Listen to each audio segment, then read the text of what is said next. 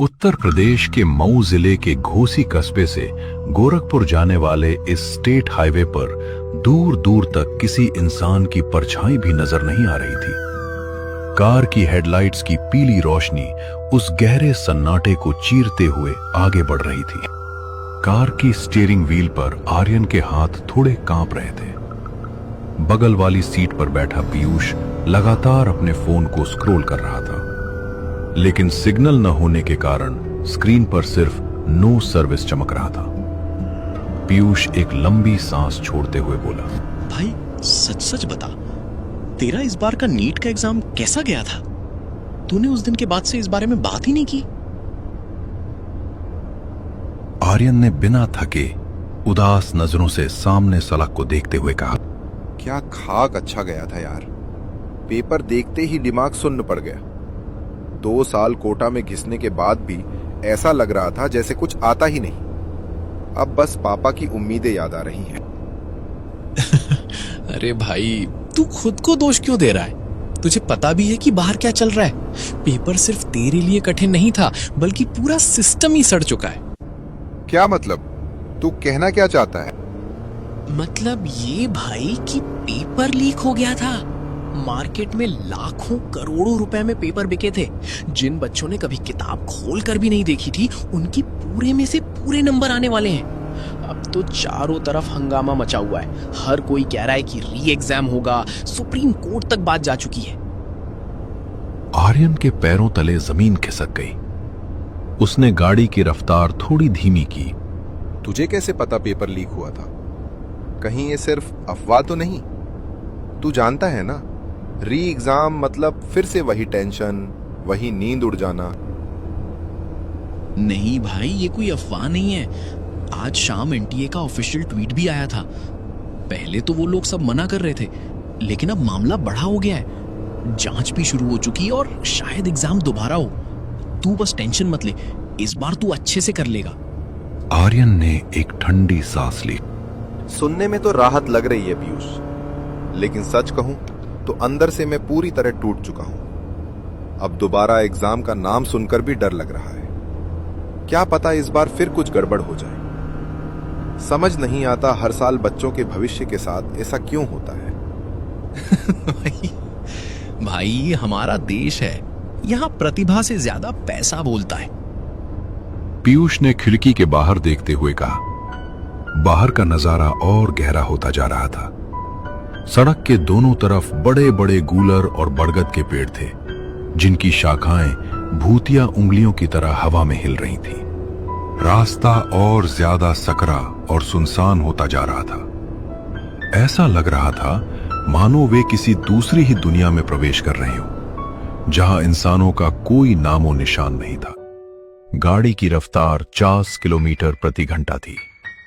सन्नाटा इतना गहरा था कि कार के टायरों की सड़क पर रगड़ साफ सुनाई दे रही थी। अचानक कार की हेडलाइट की रोशनी में सड़क के ठीक बीचों बीच कुछ चमकता हुआ दिखाई दिया।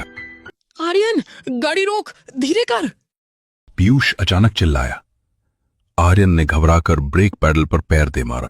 टायर चीख उठे और गाड़ी एक झटके के साथ रुक गई। दोनों की सांसें ऊपर की ऊपर और नीचे की नीचे रह गईं। हेडलाइट की सीधी रोशनी उस आकृति पर पड़ रही थी। रोड के ठीक बीचों बीच एक औरत खड़ी थी। उसने पूरी लाल साड़ी पहनी हुई थी, लेकिन अजीब बात यह थी कि उस तीखी हवा में भी उसकी साड़ी का एक कोना तक नहीं हिल रहा था। वो बिल्कुल पीठ फेर कर खड़ी थी। भाई ये कौन है? पीयूष की आवाज गले में ही अटक गई थी। मुझे नहीं पता। आर्यन की आंखें फटी की फटी रह गईं। उसने कार का हॉर्न बजाया।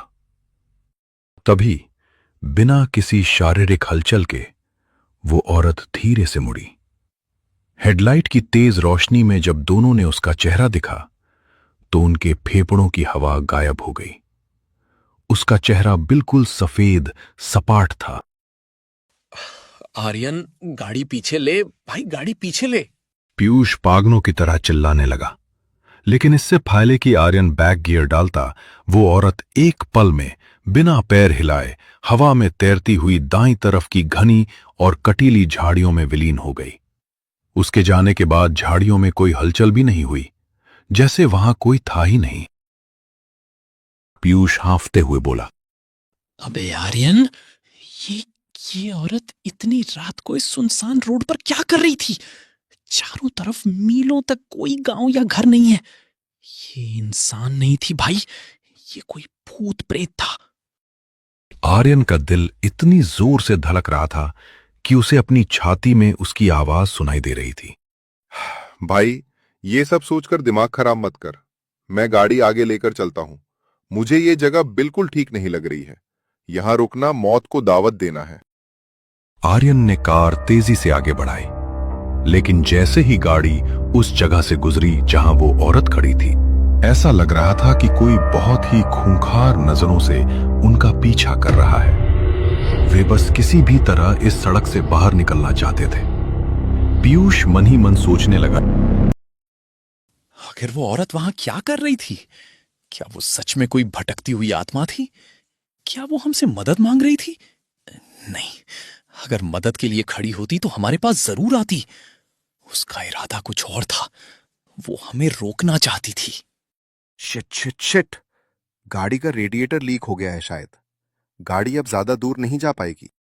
आर्यन ने घड़ी देखी। रात के 3 बज रहे थे। उसने डरी हुई आवाज में कहा, पीयूष, रात बहुत ज्यादा हो गई है। हमें कहीं रुकना पड़ेगा। इस गाड़ी के भरोसे हम गोरखपुर नहीं पहुंच सकते। पर इस जंगल के बीच हम रुकेंगे कहां? पीयूष ने चारों तरफ देखा। तभी उसे बाईं तरफ एक कच्चा रास्ता जाता हुआ दिखा। आर्यन, गाड़ी उधर मोड़। आगे एक गांव है। मुझे याद आया, वहां पापा के पुराने दोस्त रहते हैं, प्रताप चाचा। मैं बचपन में एक बार यहां आया था। आज रात हम उन्हीं के घर रुक जाते हैं। सुबह गाड़ी ठीक करवा लेंगे। आर्यन ने बिना सोचे समझे गाड़ी को उस कच्चे रास्ते पर मोड़ दिया। रास्ता उबड़ खाबड़ था और कार के झटकों के साथ पीयूष को लगातार ऐसा लग रहा था कि कोई गाड़ी के पीछे पीछे दौड़ रहा है।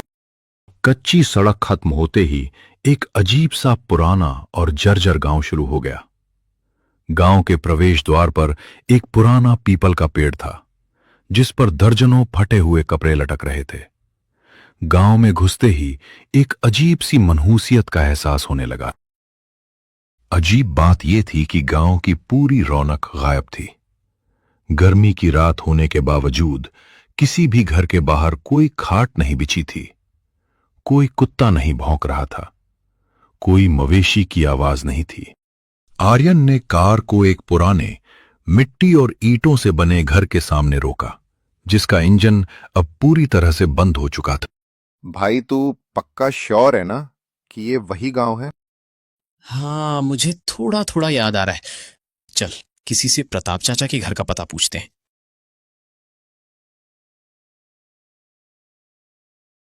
पीयूष ने उस पहले घर का भारी लकड़ी का दरवाजा खटखटाया।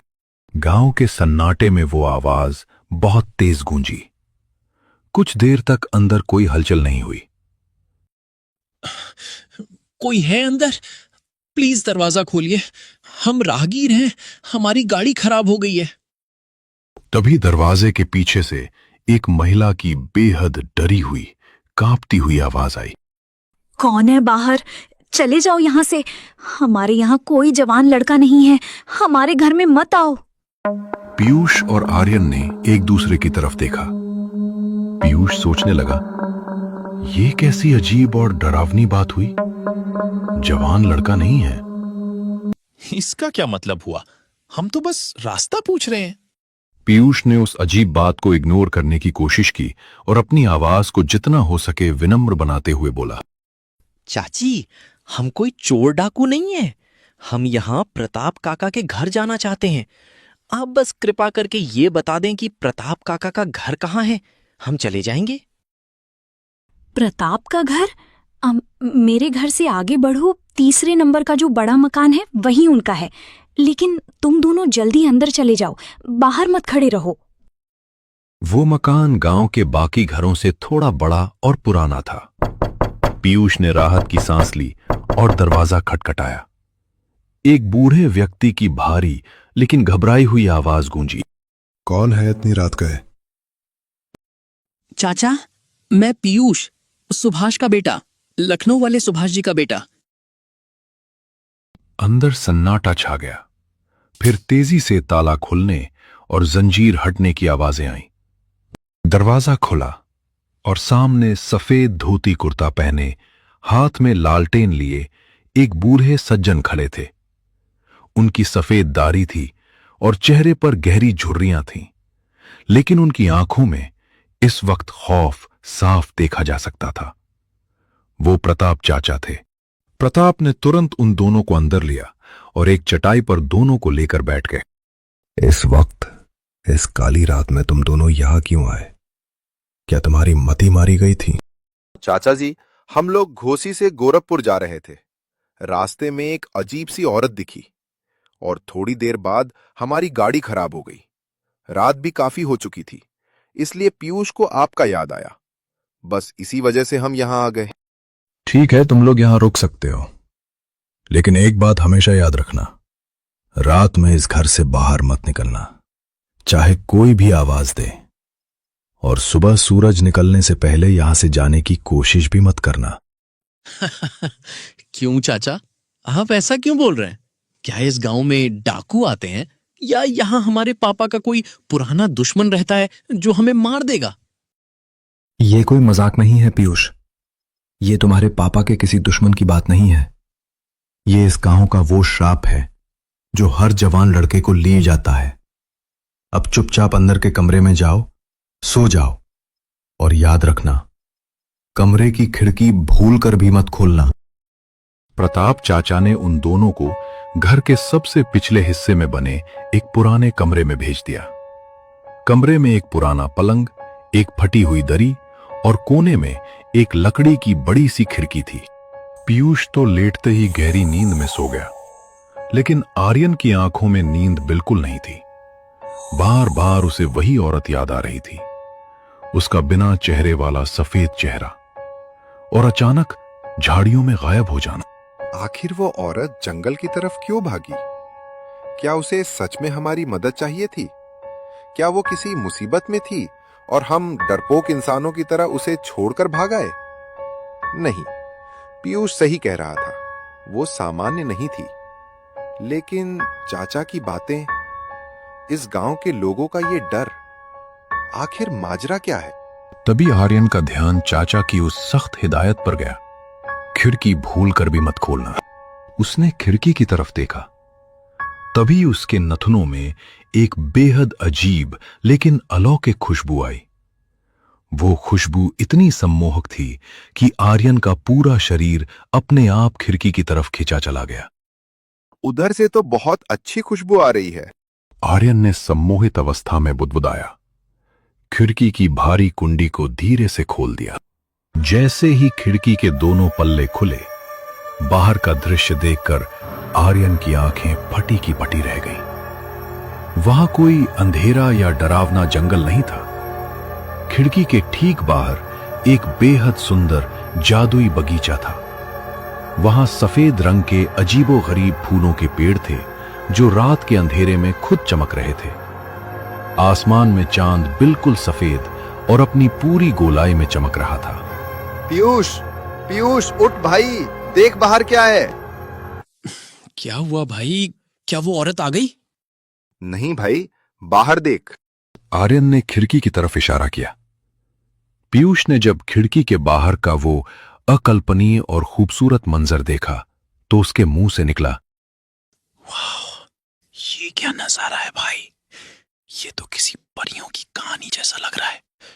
प्रताप चाचा हमसे इतना सुंदर नजारा क्यों छुपा रहे थे?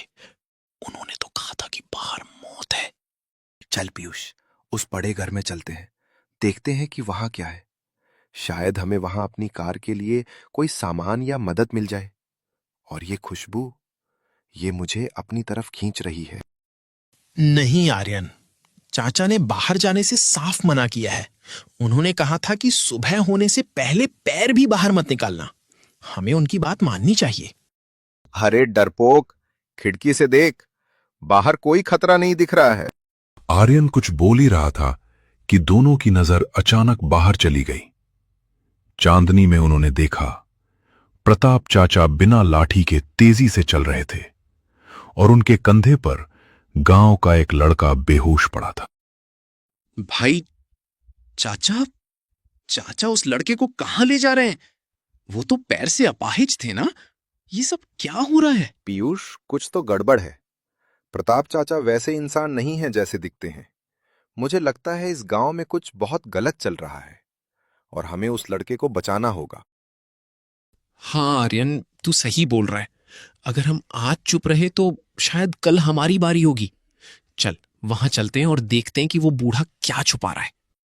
दोनों चुपके से उस पुराने घर के अंदर घुस गए। अंदर का नजारा देखकर उनके होश उड़ गए। चारों तरफ इंसानी हड्डियां बिखरी थीं और दीवारों पर अजीब निशान बने हुए थे।